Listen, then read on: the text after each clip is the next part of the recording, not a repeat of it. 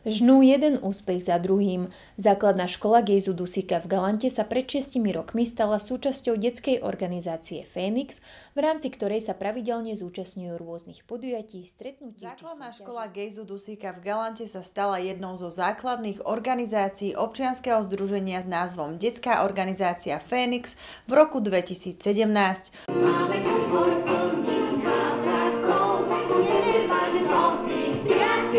Prečo si sa rozhodla byť súčasťou Fénixu?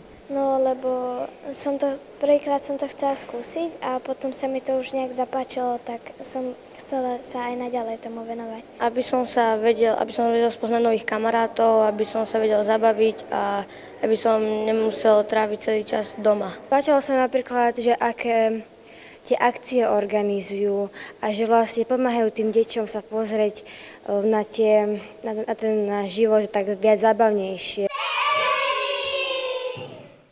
Veronika Hrobáreková, televízia Krea.